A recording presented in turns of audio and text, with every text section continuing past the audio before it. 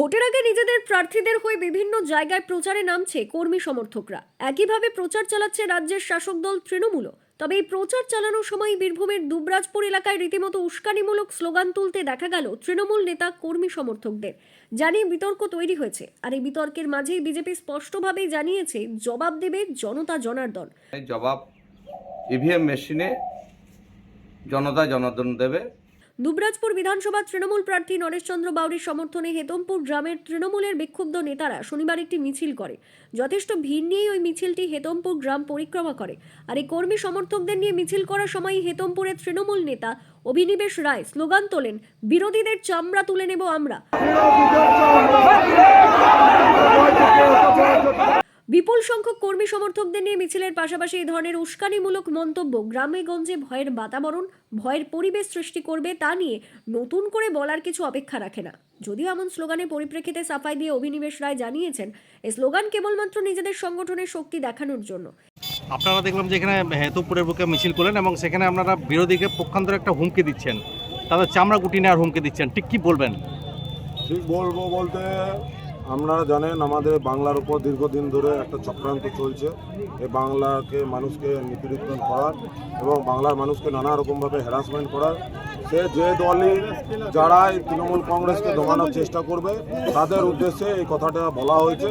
এটা আমাদের দীর্ঘদিনের একটা স্লোগান যে বিরোধীদের চামড়া আমরা গুটিয়ে নেব, এবং সেটা আমরা বারবার বলছি, আবারও বলছি, যারাই তৃণমূল কংগ্রেসকে দমানোর চেষ্টা করবে, তৃণমূলের সংগঠনকে ভাঙার চেষ্টা করবে, তাদের সকলের উদ্দেশ্যে, সর্বদল সর্বমত সর্বধর্ম সকল লোকের উদ্দেশ্যে বলছি যে আমরা তাদের চামড়া গুটিয়ে নেব। আপনারা কি হুমকি দিচ্ছেন? হুমকি দেওয়া হচ্ছে না, এটা একটা ভাষা, একটা স্লোগান।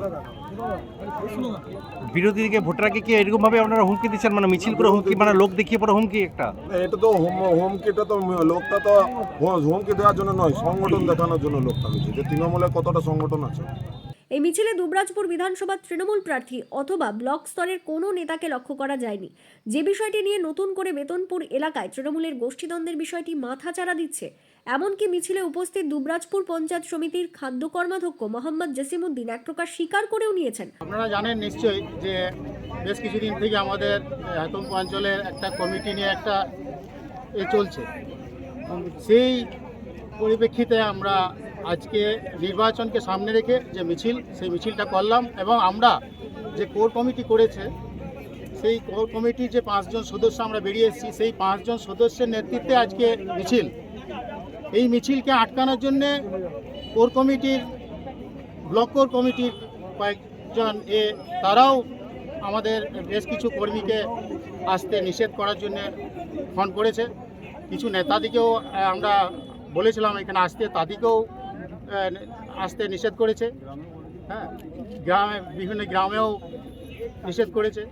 তা সে অপেক্ষা করেও যে আমাদের সমর্থনে যারা কর্মী তারা প্রত্যেকে এসছে। অন্যদিকে দুবরাজপুর বিধানসভার বিজেপি প্রার্থী এমন উস্কানিমূলক মন্তব্যের পাল্টা হিসেবে জানিয়েছেন, এটাই তৃণমূলের কাজ, 15 বছর ধরে করে আসছে। এই বছর জনতা জনার্দন উত্তর দিয়ে দেবে ব্যালট বক্সে। এটাই হবে তৃণমূলের শেষ ভোট। দেখুন, সামনেই নির্বাচন, আর নির্বাচনের আগে তৃণমূল কংগ্রেস মানুষকে ভয় ভীতি দেখানো এটা প্রথমবার নয়। 15 বছর ধরে এই কাজটাই তারা করেছেন। সমাজের মানুষ যাতে ভয়ে থাকে, মানুষ যাতে ভোট দিতে না যায়, কারণ তারা জানে যে মানুষ তাদের সাথে নেই এবং হারবে। পশ্চিমবঙ্গের মানুষ সচেতন হয়েছে, আগামী নির্বাচনের জবাব মানুষ দেবে, আমাদের দেওয়ার দরকার নেই, মানুষই জবাব দেবে। এবং এটা শেষ নির্বাচন হবে তৃণমূল কংগ্রেসের কাছে। দেখুন, মুখে কে কী বলছে আমার মনে হয় এর জবাব দেওয়ার দরকার নেই। জবাব ইভিএম মেশিনে জনতা জনার্দন দেবে এবং সেই জবাবটা 23 তারিখে পেয়ে যাবে।